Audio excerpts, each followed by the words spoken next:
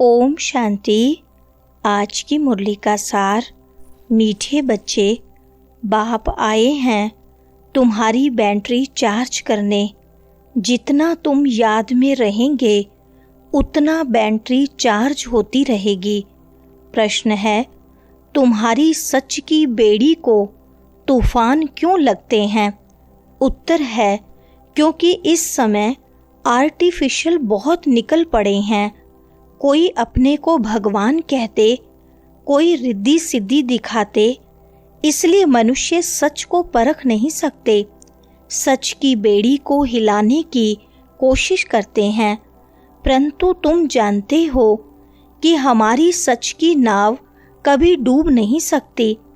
आज जो विघन डालते हैं वह कल समझेंगे कि सद्गति का रास्ता यहाँ ही मिलना है। सबके लिए यह एक ही हड्डी है। सुनते हैं मुख्य पॉइंट्स।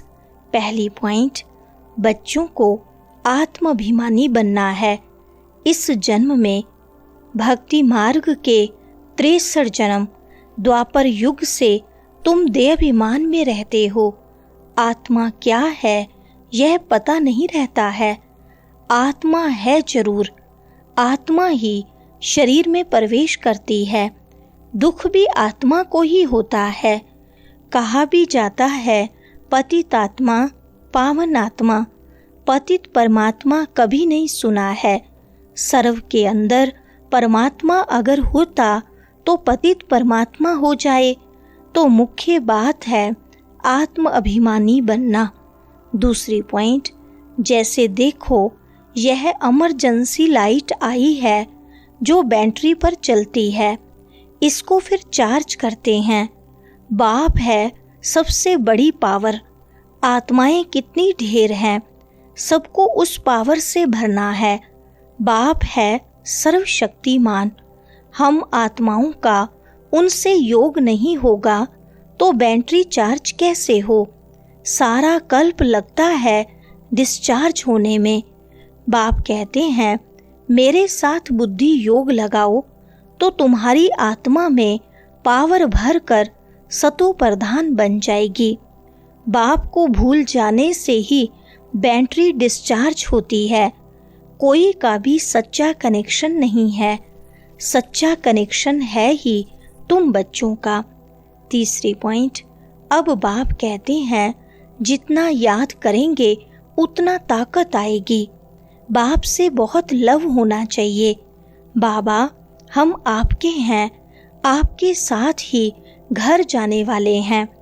जैसे पियर घर से ससुर घर वाले ले जाते हैं ना, यहाँ तुमको 2 बाप मिले हैं श्रृंगार कराने वाले। श्रृंगार भी अच्छा चाहिए, अर्थात सर्वगुण संपन्न बनना है। अपने से पूछना है, मेरे में कोई अवगुण तो नहीं है? मनसा में भल तूफान आते हैं, कर्मणा से तो कुछ नहीं करता हूँ, किसको दुख तो नहीं देता हूँ। बाप है दुख हरता सुख करता। हम भी सबको सुख का रास्ता बताते हैं। चौथी पॉइंट, कोई भी अंदर आए पहले पहले तो ये पूछो कि कहाँ से आए हो, किसके पास आए हो। कहेंगे हम बीके के पास आए हैं। अच्छा, ब्रह्मा कौन है? प्रजापिता ब्रह्मा का नाम कभी सुना है? हाँ, प्रजापिता के तो तुम भी बच्चे हो। प्रजा तो सब हो गए ना। तुम्हारा बाप है, तुम सिर्फ जानते नहीं हो। ब्रह्मा का बाप जरूर भगवान ही होगा। वह है आत्माओं का पिता। अच्छा, फिर ब्रह्मा कहाँ से आया? बाप कहते हैं, मैं इनमें प्रवेश कर इनका नाम रखता हूँ ब्रह्मा। तुम बच्चों के नाम रखे तो इनका भी नाम रखा ब्रह्मा। इनके बाजू में आकर बैठता हूँ। 2 आत्माओं का पाठ तो यहाँ बहुत चलता है। 5वें पॉइंट, यह है संगम युग। अब ट्रांसफर होते हैं। योग से तुम सतो प्रधान बन जाएंगे, बैटरी चार्ज हो जाएगी, फिर सतयुग में आ जाएंगे। बुद्धि में सारा चक्र फिरता रहता है। डिटेल में तो नहीं जा सकेंगे। झाड़ की भी आयु होती है, फिर सूख जाता है। यहाँ भी सब मनुष्य जैसे सूख गए हैं, सब एक दो को दुख देते रहते हैं। अभी सबका शरीर खलास हो जाएगा, बाकी आत्माएं चली जाएंगी। यह ज्ञान बाप के सिवाय कोई दे न सके।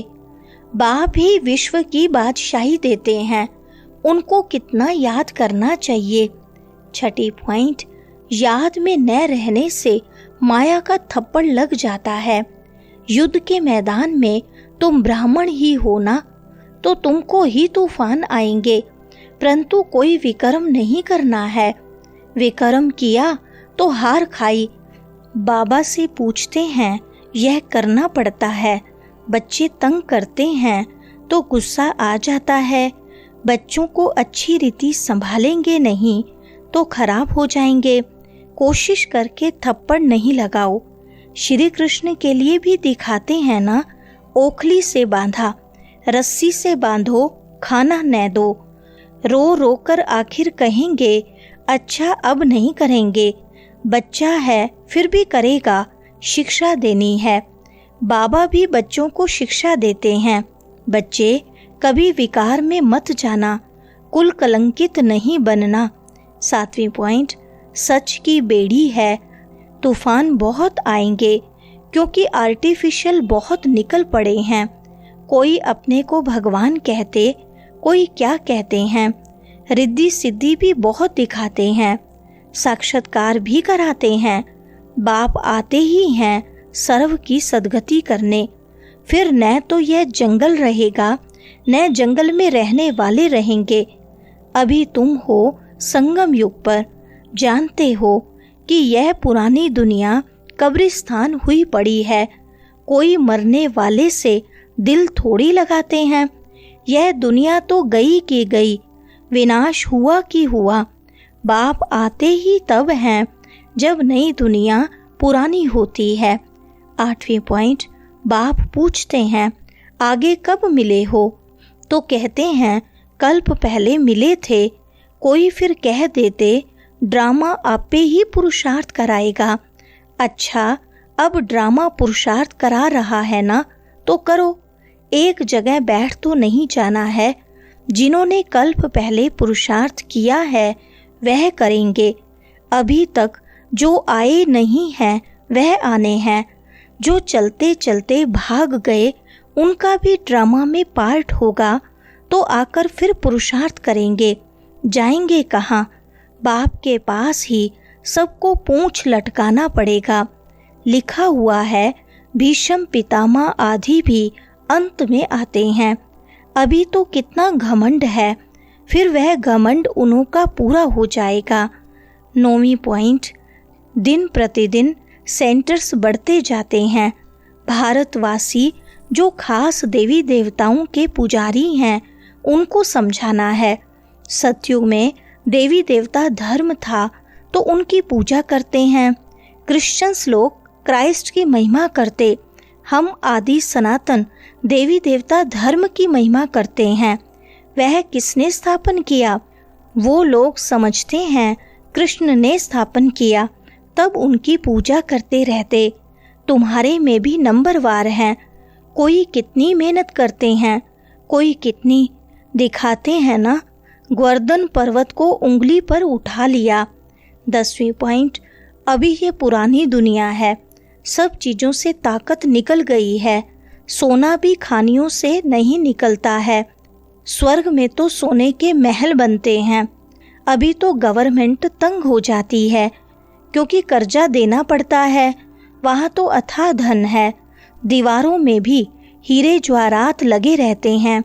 हीरों की जड़त का शौक रहता है।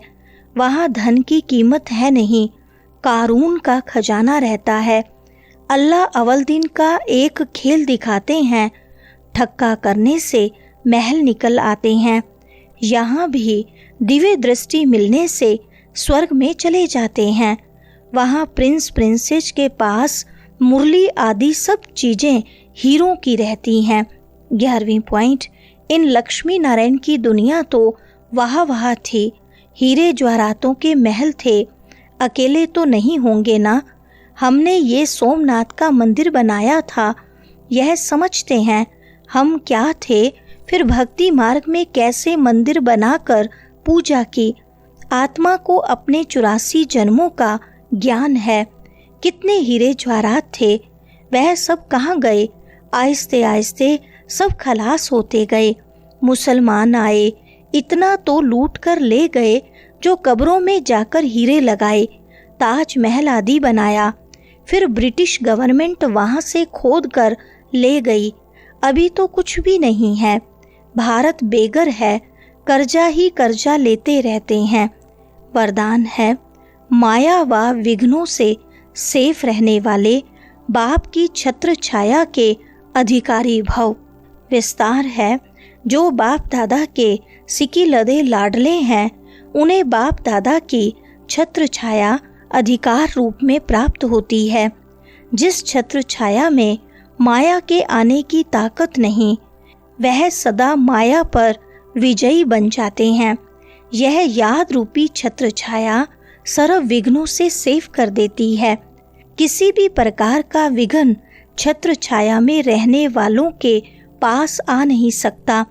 छत्र छाया में रहने वालों के लिए मुश्किल से मुश्किल बात भी सहज हो जाती है। पहाड़ समान बातें रुई के समान अनुभव होती हैं। स्लोगन है, प्रभु प्रिय, लोक प्रिय और स्वयं प्रिय बनने के लिए संतुष्टता का गुण धारण करो। अच्छा, ओम शांति।